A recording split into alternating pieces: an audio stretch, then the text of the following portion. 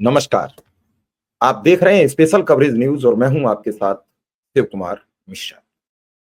आज हम ऐसे ही एक आईपीएस अधिकारी अरुण कुमार सिंह की बातचीत करेंगे।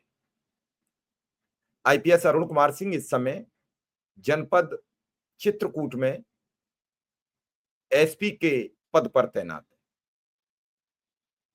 वो जहां-जहां तैनात रहे अपनी एक छाप छोड़ते रहे और वो जनहित के मुद्दे, अपराधियों पर लगाम कसना, उन पर शिकंजा कसना, उन्हें जेल भेजना,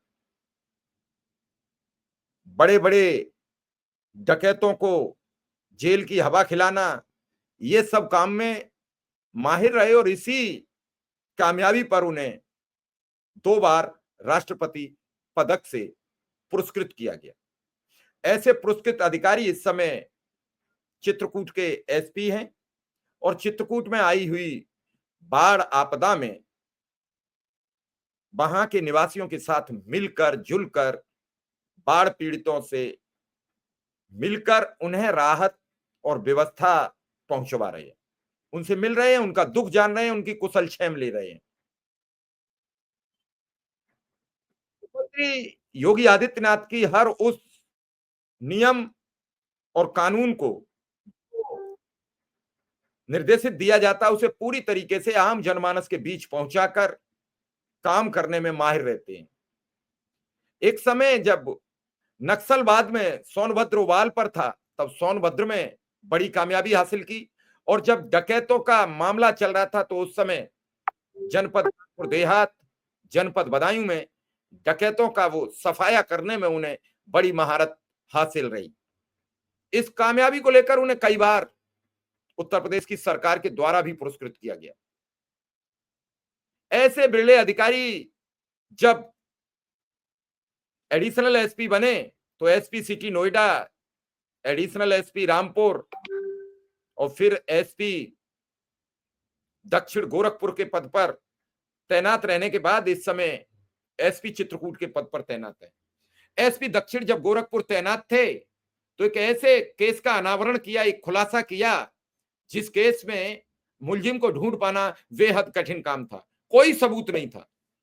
धीरे-धीरे उन्होंने खंगालना शुरू किया, तो मुलजिम विदेश में बैठकर यूपी में मर्डर कर रहा था।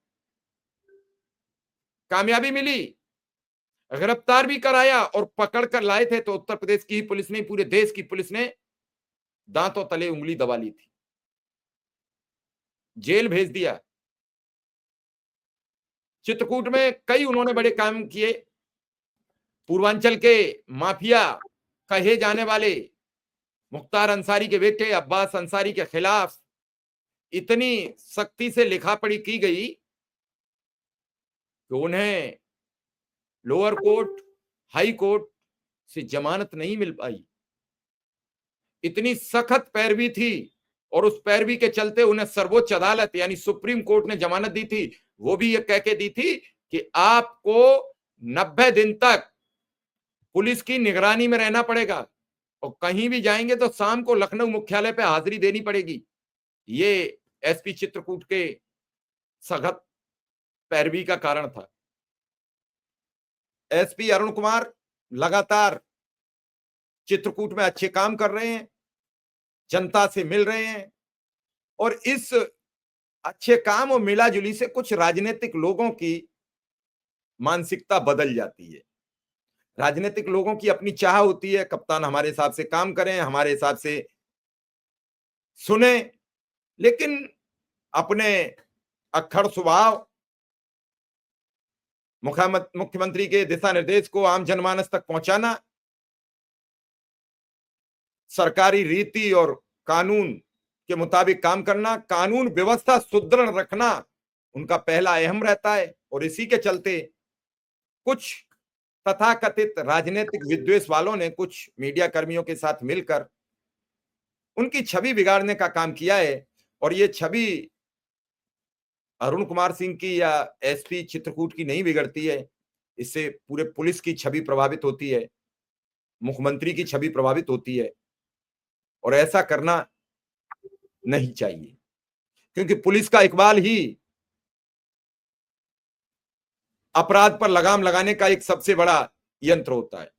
अगर पुलिस का इकबाल खत्म हो गया, सरकार का इकबाल खत्म हो गया, तो फिर कौन किसकी सुनेगा? और इस इकबाल को कायम करने में अरुण कुमार सिंह को महारत हासिल है। बीच में भी राजनीतिक लोगों ने उन पर कई तरीके के आरोप लगाए, बताया गया कि उन्होंने जाति विशेष के लोगों को अपने जिले में तैनात कर दिया है। उस समय भी अरुण कुमार सिंह के जवाब से विपक्षी नेताओं की चूलें हिल गई थी।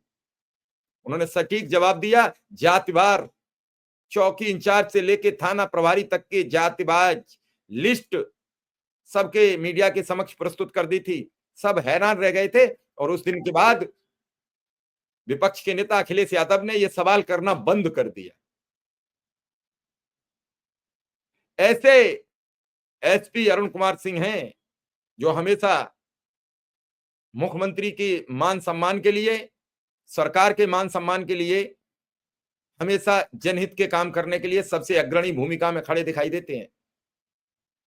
और इस समय चित्रकूट में जनता के चहेते अधिकारी बने हुए हैं और ऐसे अधिकारियों के साथ जनता का भी जन समर्थन खुला रहता है और जनता के लोग ही कैसे अपराध पर लगाम लगाई जाए, अधिकारियों तक अपनी बातें पहुंचाते हैं। ऐसे अधिकारियों के साथ जनता का बड़ा समर्थन होता है और ये समर्थन उनके लिए नहीं होता, ये सरकार के लिए होता है और मुख्यमंत्री के लिए होता है। फिलहाल इस खबर में इतना ही। धन्यवाद। नमस्कार।